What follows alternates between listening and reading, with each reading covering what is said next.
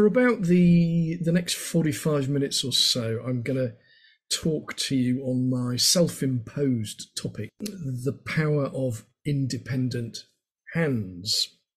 I'm going to give a little introduction, and then I'll basically look at it in three sections. The first section, look at that wonderful topic of mirroring. Second one is examples from the orchestral literature of how we might be able to use independent hands effectively.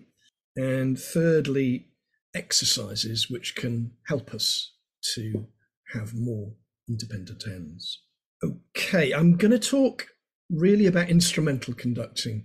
I would have liked to have talked about choral conducting as well, but I think it would be very interesting to consider that at the same time. I just don't feel within the hour I've given myself to do this, it's going to be possible to do that. So I'm essentially leaving it by the side. You may yourself, as we go along today, have some thoughts about that, and it might be something you could put in chat if you think there's something pertinent that you wanted to mention about choral conducting.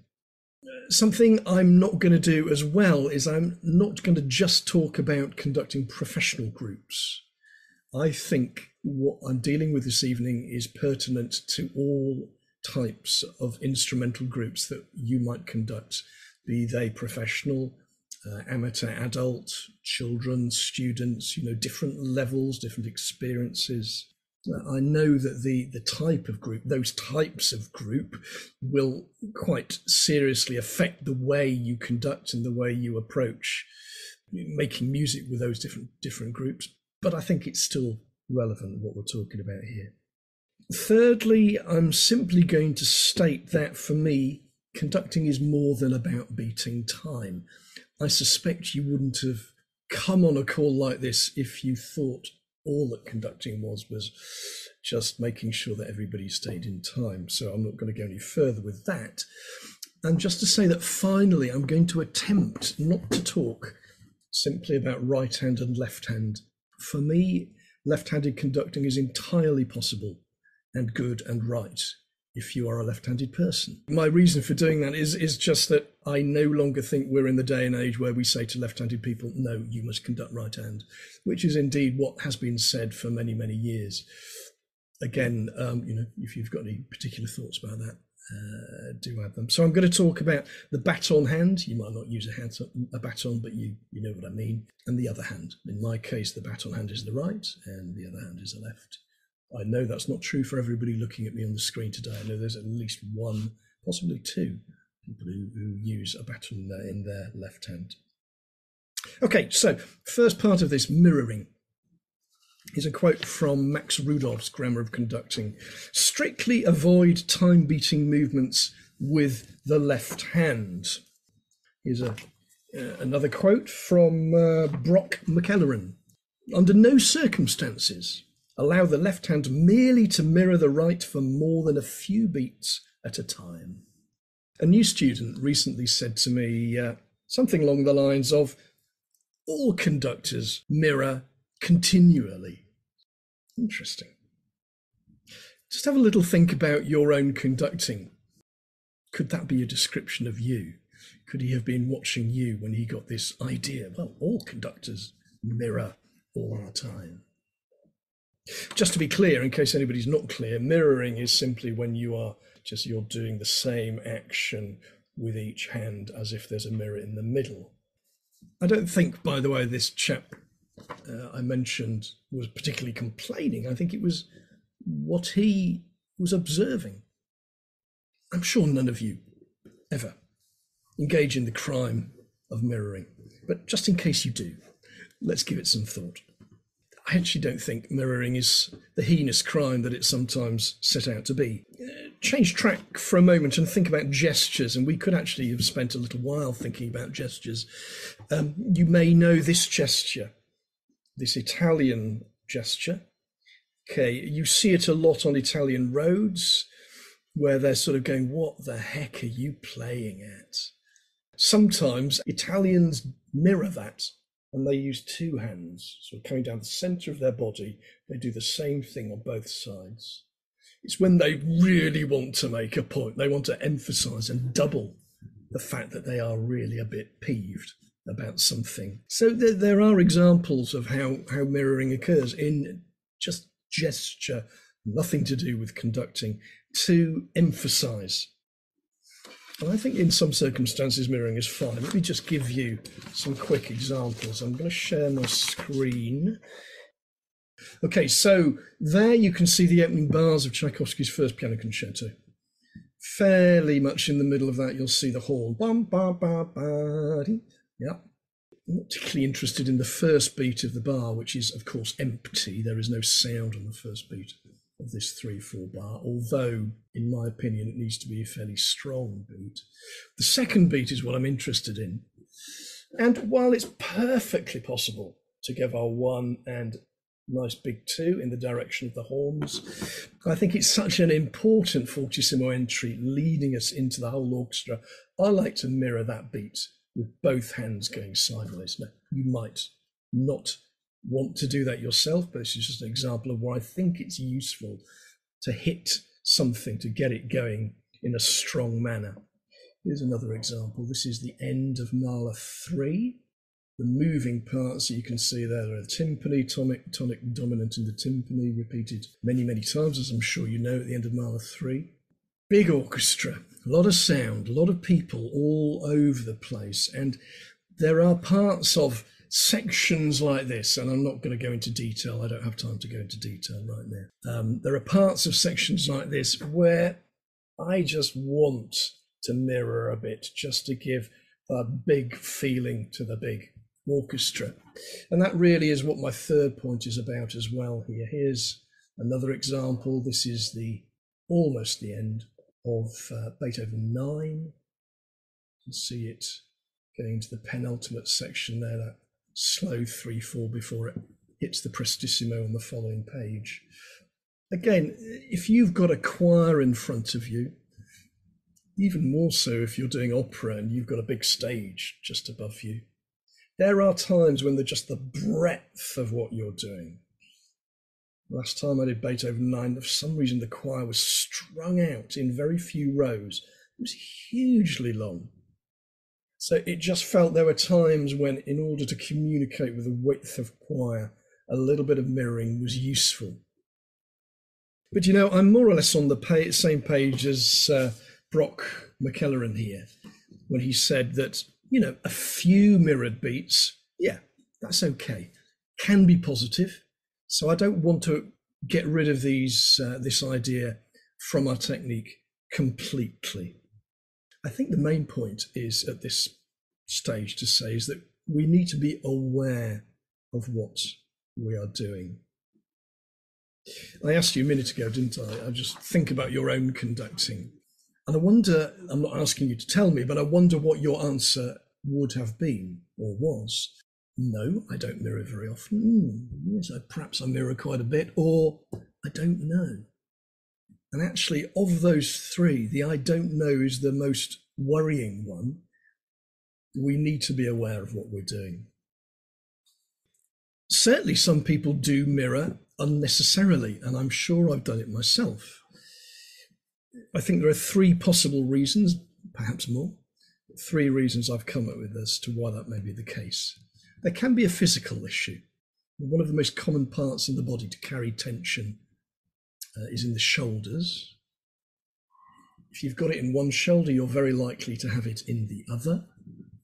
And when that happens, and you can sort of tell this if you're not a particularly tense person, you can tell this if you tense your shoulders up. You can find that they feel like they're a one unit thing, not a 2-unit thing. The stiffness that occurs when you get tense goes right across the back, and it almost creates, if you like, a sort of clothes hanger. So the two sides of the body are connected together and then can easily act together. I'm not a physiotherapist, I'm not an Alexander teacher or anything like that, so I tread carefully in this sort of sphere. But if you're aware that you're carrying tension when you're conducting, spend a couple of seconds thinking about it next time you're up there. You need to get some possibly get some help with your general posture, maybe get some help with relaxation, but also get some help, or help yourself, with building your confidence, because sometimes tension, I say simply, it's not simple, comes because we're not feeling confident about the situation for a whole possible variety of reasons, which again, I'm not going to go into now. So that's one possible issue, that there is tension, physical thing. Second thing, which I think is much more common, frankly, is that conductors think, I include myself in this, that we have to keep ourselves busy all of the time. And that means using our hands, both of them, all of the time, or at least a good amount of the time. You know, I sort of want to say to you, but also very much to myself, what is the point of me? What is the point of you as a conductor? Do you have to justify your existence standing there on that podium? And I think we frequently feel the need to justify our existence by doing a lot of stuff, and moving our arms is the thing that we do, isn't it?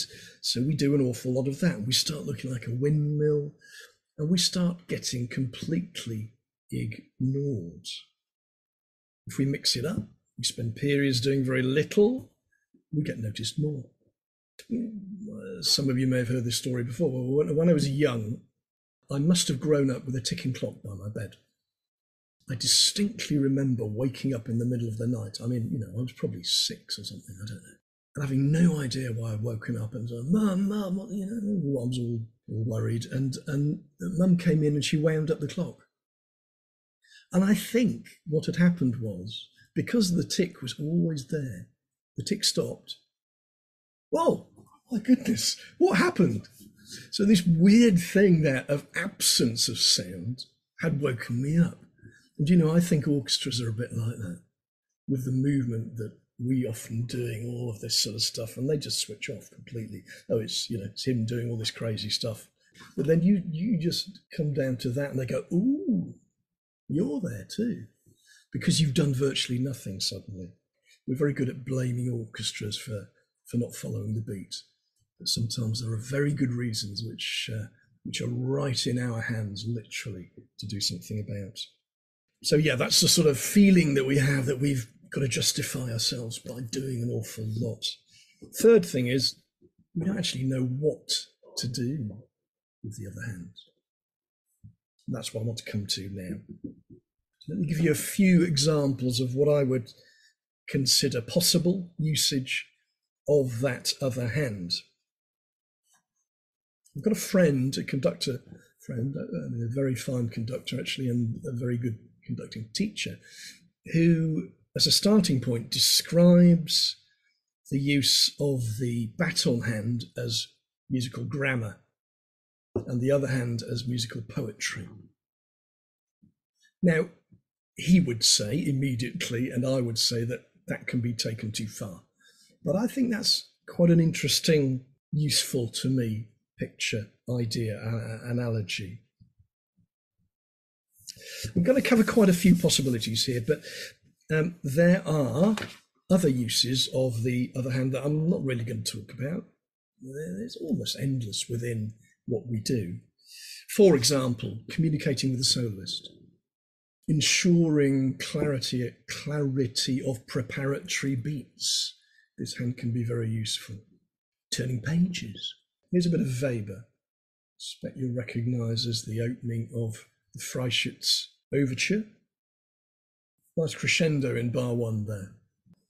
Assuming you've got 2 good oboists who can play a pianissimo bottom C. But a lovely crescendo. You can do it with the right hand, sure. But I think the left hand needs to be there. Okay, here's a bit of Brahms. So, in other words, from that first one, crescendo, diminuendo, it's the first thing people always talk about. Just sort of a down and an up with that other hand.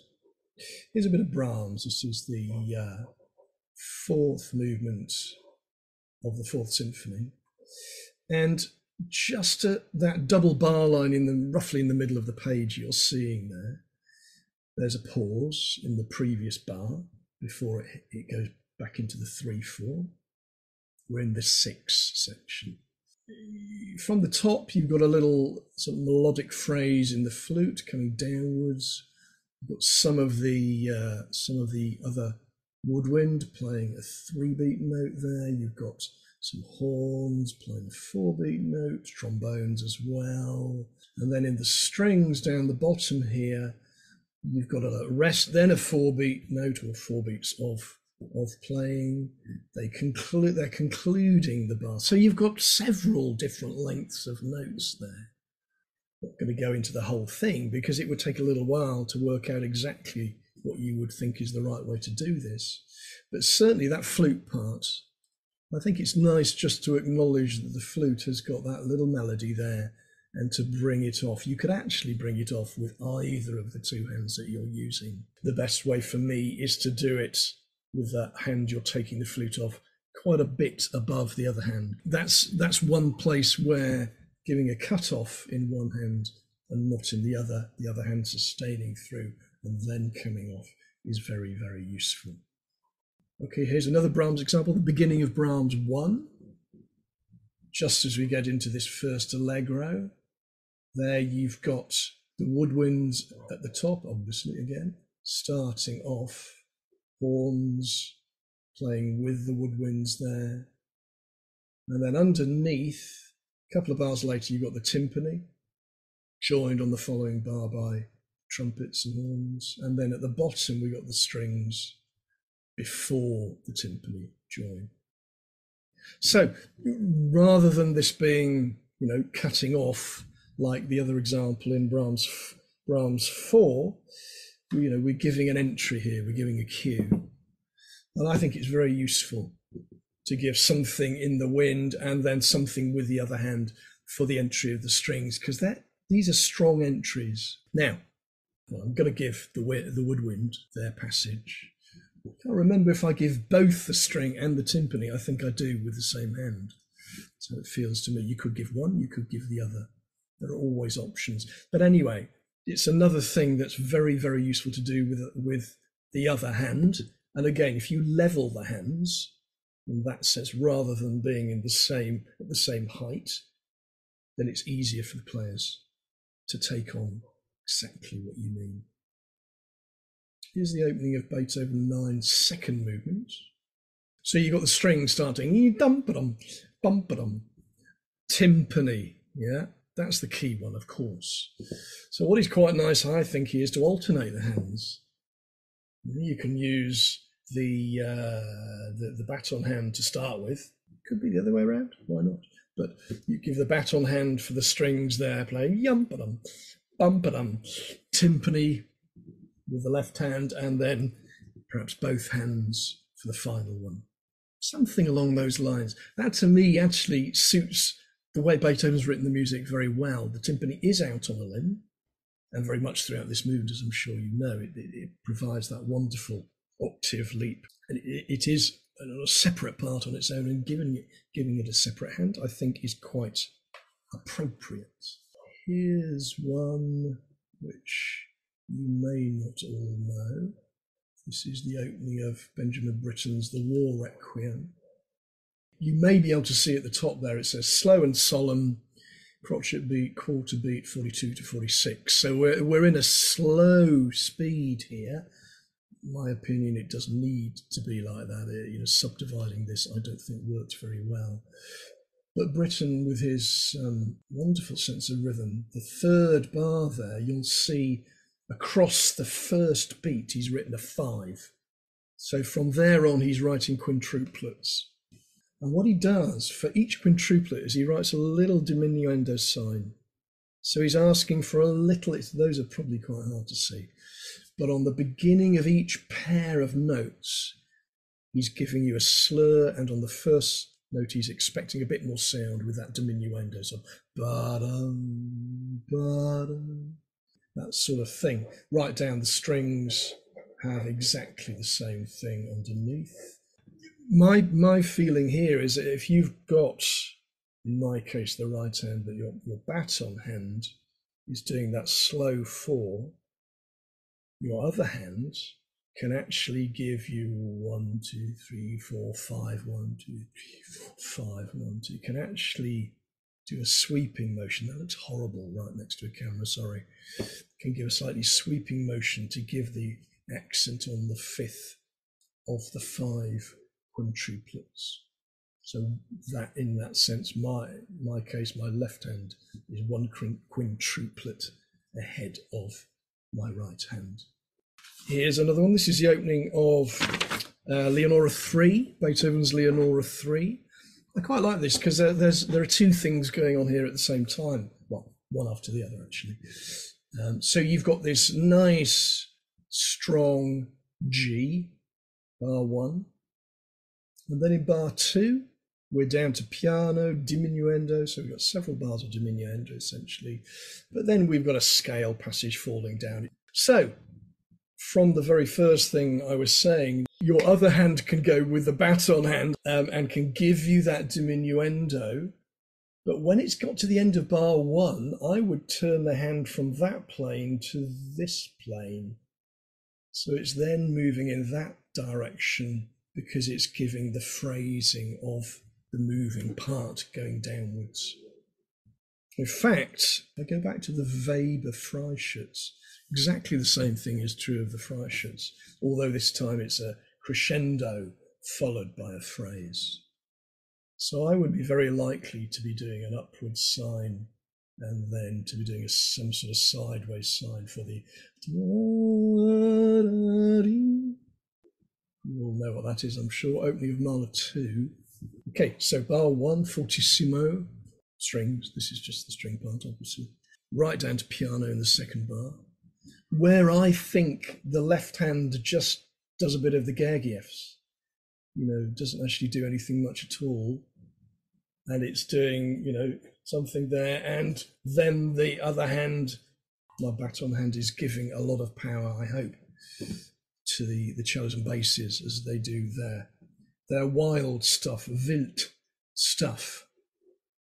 This is quite a nice one. I think this is the prelude to Tristan and Isolde. Towards the end of that page, you're looking there at the wind parts. Towards the end of that page, they're getting louder. They reach forte by the end of the page. But if we go down, then I'm down to the horns, go down to the strings, which are now appearing. You can probably see in the final measure, the final bar, the first violins enter on the C sharp, piano, crescendo. Other strings have started at bar or two bars before, again, piano, crescendo. Something that you can again do with 2 hands on 2 levels. Yeah, so you've already got to forte with the wind, and then the strings can start piano. Sometimes a cautionary sign. I love this. You start doing this as a conductor. Zoom thinks you're putting your hand up. But certainly you can start the strings off piano if you do it, like I say, in a different plane. That really helps a lot of the stuff, in fact. Beethoven 8. Second movement of Beethoven 8. So you've got the woodwinds ticking away, doing their metronome impersonation. The violins, the first violins, followed by the cellos and basses, giving us a bit of tune. So we've got a bit of legato melody there. The last note doesn't have a dot on it, and most people do a little bit of a tenuto on that last note. So at that sort of point, when it's in 4, by the way, if you don't know that.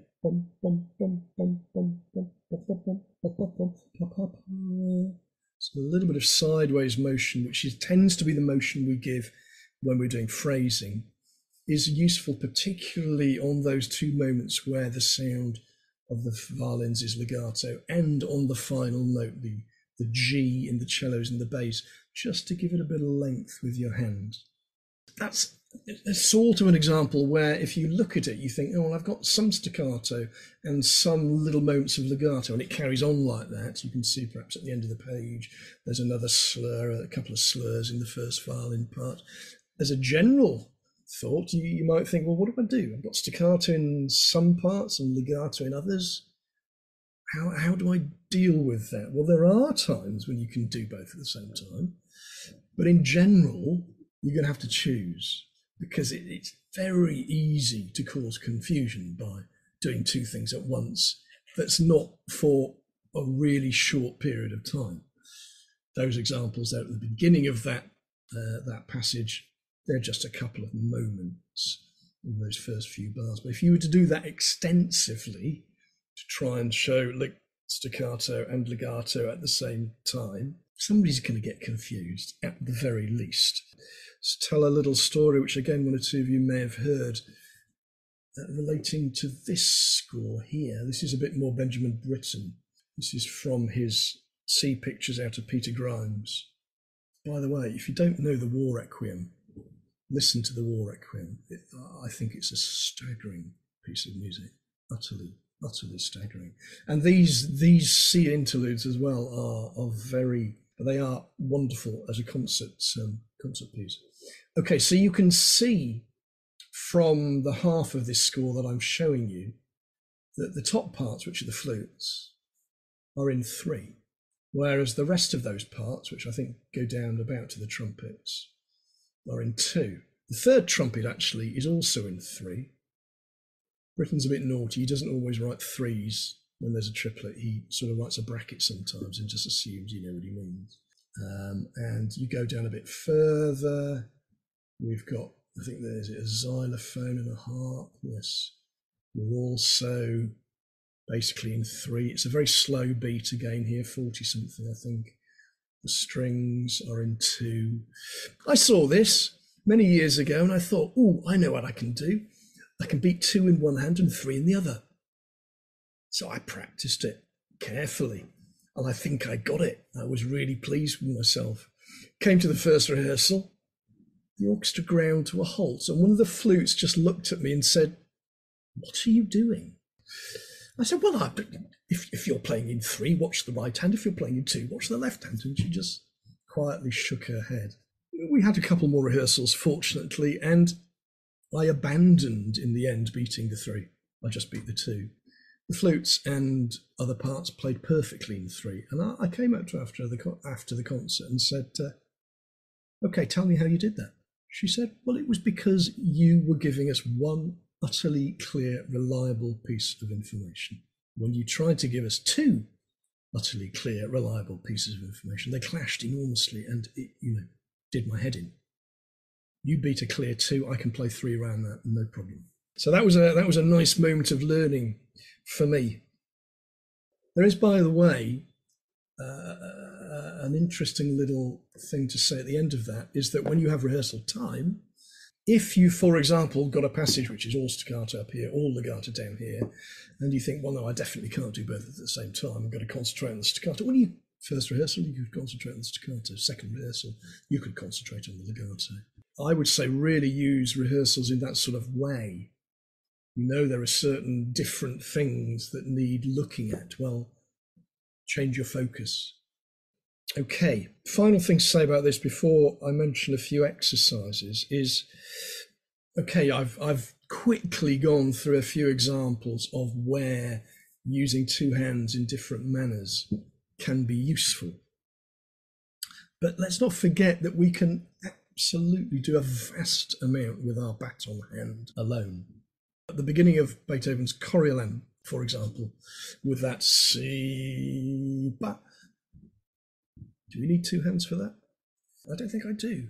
Why not try conducting part of a rehearsal just with your baton hand? See how much expression you can get into that one hand. And then think, I could also use my other hand to emphasize this or to do something that actually this hand can't really do. Actually, if we start from that, I think we might get a better idea of what the other hand can actually do. Okay, a few exercises here. So I'm going to give you a few essentially musical exercises, which is, I suppose, what you would expect. But there are some non-musical ones that one could try equally well. I mean, you could just develop things for yourself here. Conducting away to a metronome, just practicing taking my glasses on and off, seeing how clean they look. And is my baton hand actually staying with the beat?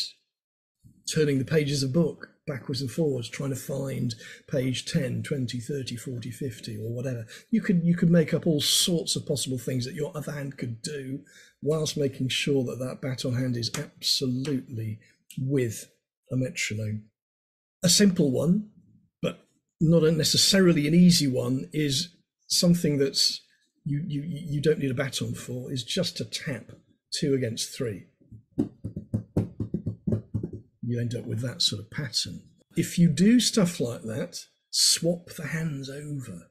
You will undoubtedly find it easier one way around than the other. I find it easier with my right hand doing the higher number than my left hand. So I have to make sure I go the other way around. When you can do 3 against 2, do 4 against 3. Now, you may be a pianist, an organist who finds that stuff easy. I'm a fiddle player. I don't find that so easy because I just play the one line. But that sort of ability is great. When you can do that simply, do a drumming thing. So you're doing these on different surfaces. It's also a very useful thing.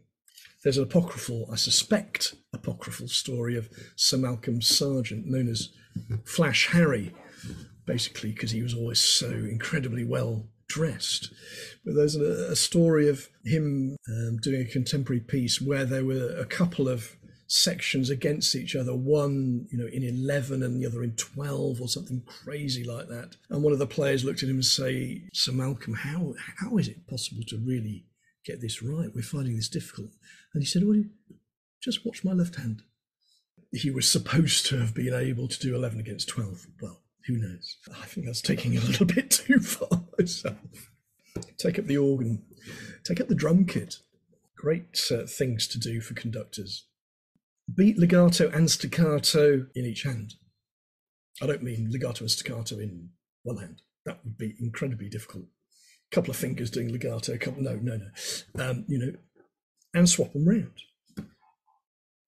Another sort of simple one, draw square with one hand, draw circle with the other hand. Reverse the process by which the direction you're going with the circle or the square. I just mentioned I'm a violinist. Some of the exercises I did while studying were of such a crazy nature. They occur in no music that I've ever come across. But unlikely you're going to ever need to conduct a circle and a square in different hands in a concert. It's not the point, of course. It's the same point as with the violin exercises. They do something both to your fingers and to your brain, which gives you the possibility then to be freer when you're confronted with tricky stuff. Third thing, crescendo, diminuendo. Well, I've already mentioned, haven't I? For example, with the Freischütz. Just set yourself little targets. You can make most of this up yourself, actually. Don't know why I'm telling you it. You probably already have done. Crescendos and diminuendos, you can say to yourself, right, I'm going to be in 4 time and I'm at 84 beats per minute. And you beat 4 here, and I'm going to do 2 bars of crescendo and 2 bars of diminuendo, etc. Then just change it to 4 bars and 1 bar and 3 bars and 2 bars, And there are all sorts of ways in which you can change that, of course. So that's a crescendo and diminuendo type of thing. Of course, you can do this with one hand at the other, and that's what somebody like Rudolph suggests that you do. You start off by learning how to do a crescendo with the baton hand. Then you do it only with the other hand. Then you put the 2 together. And in fact, when you put the 2 together, you discover that the baton hand doesn't need to be quite as strong to give a big crescendo because you've got the support of the other hand. So things change when you do it that way. But you'll work that out, I'm sure. Here is a page of Max Rudolph's exercises about crescendo and decrescendo, and they're detailed. Okay, so just look at that first one there. This is 4 bars of piano music. He writes exercises as piano parts.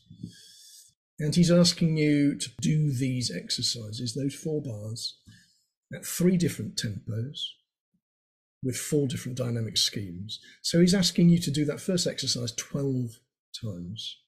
There are 4 exercises in his list of crescendo and decrescendo exercises here. So that, I think they're all 3 and 4. So that's 12 times 4, 48. I think there are 48 exercises on that page. By the time you've been through those 48 exercises, you can do crescendo and decrescendo with no problem. That, by the way, if anybody's going, oh, exercise 80, page 59, that's actually off the first edition. It was just that it was all on one page in that first version. It spreads over 2 pages in the new version. But those, I mean, those exercises I think are fantastic. Take 10 minutes a day, go through that. It'll take you quite a few days, quite a number of days. But I promise you, by the end of that, you'll really know what you're doing. Phrasing, left to right, I mentioned that already. So giving phrasing in a left to right manner is great. Also, though, I mean, in a sense, I've talked about, for the hand, I've talked about 2 planes, haven't I? One sort of up and down, one side to side. But you know, there's a sideways one. If your hand's there, it can be here as well. So you've got the possibility of drawing back and coming forwards as well. So don't forget that plane as a possibility to make your other hand do some other stuff, particularly in phrasing. By the way, when phrasing, if it's a very a sort of fairly regular, simple, lightish melody, then phrasing with a hand in that sort of plane works fine. If you want to feel some pain, if there's some pain in that melody, turn your hand the other way, turn your hand that way. So it's a pronation. So rather than that, which is quite relaxed, this, you're pushing a little bit more. And when you're coming back the other way, turn the hand the other way and push a bit that way. And it gives a slightly different feeling to the phrasing you're giving. Accents. Again, you can do this very simply with a metronome. Put a metronome on, decide on, a meter and a speed. Put the metronome on and accent various beats with the other hand.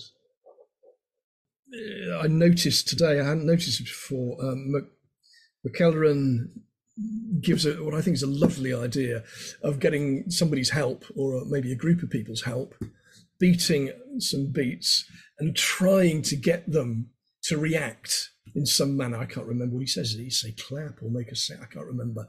On an accent. And so, you're obviously doing something to try and get them to do something on the accent you want to. But anyway, you can choose the way in which you want to do it, choose the pattern. I think it's sometimes nice, to do unusual meters. So do it in 5/4, do it in 7/8. Yeah, do it in 7/8 and accent different eighth notes of that 7/8 pattern. All of these exercises and any others that you devise yourself, swap the hands. It's very, I was going to say easy. It's not easy. What I've said is I don't think it's easy. I don't find this all easy at all. What is even less easy is if you swap your hands round. So the baton hand becomes the other hand and vice versa. So you do some beating with the other hand and then give some accents with a hand that's normally the baton hand. Again, you'll never do that. You'll never do that in real life. But that's not the point. The point is training the independence of the hands. So, listen, I'm just going to sum up very quickly. So I've said a lot of things. I've quickly, perhaps too quickly, perhaps I had too many examples in a way, quickly been through a number of examples to illustrate possibilities of the use of the left hand. But I think just from those number of things that I've been through, you can see that I'm saying actually the left hand can do an awful lot of useful stuff. What it tends to do is useful stuff that doesn't last very long. Just like McElren said, if you're going to mirror, just do it briefly. And I think that applies to everything else. A lot of these things are brief things, cues, moment of crescendo, diminuendo, all those sorts of things. Rarely, I think, is it something which is going to be doing a lot of stuff constantly. Final little moment, I've written postlude here. Firstly is assess where you are at. So that's the awareness thing. That's just sort of knowing what you're up to, what you do, what you tend to do. Try to do that in a dispassionate way. Don't be hard on yourself. Never helps anybody. Just sort of think, well, this is how I tend to do it. This is how I tend to work. In this sort of circumstance, I do this. Always the base point. Just awareness of what we're doing, and that's both a mental thing and a physical thing. What is going on when I'm conducting. So where are you? Where would you like to be? That may well be achievable. I think working at those types of exercises will give you more tools in your tool bag. Conducting is rather like having a tool bag out of which you can just pop out various tools that are needed for certain circumstances. I liken it in some senses to a really good jazz player. Really good jazz players, they practice their riffs. They really practice their riffs. They're going to practice all sorts of riffs that are useful in all sorts of circumstances with particular melodic or harmonic progressions, particular types of cadences, particular types of scales that are being used in this piece. And then they can pull them out. When the solo appears on the sax, they've played so many riffs so many times, and they put them together in a new combination. It's not just fantasy. It's not just incredible mind. It's incredible preparation. And I think a good conductor is rather like that. They've got incredible preparation under their belt. Therefore, they've got all these things they can do and string together in the necessary way at that moment. Your brain, by the way, will love this. I should have advertised this by saying, do these exercises and you will live 47 seconds longer. There is no doubt about it. No, I jest, but actually, I think there probably is some genuine truth in that comment. Final thing I've written here, independent hands are indeed powerful, both one at a time and together. But only when we've learned to employ their use diligently, carefully, thoughtfully. And when we've done all that, I reckon we can run amok in a welter of freestyle conducting glory.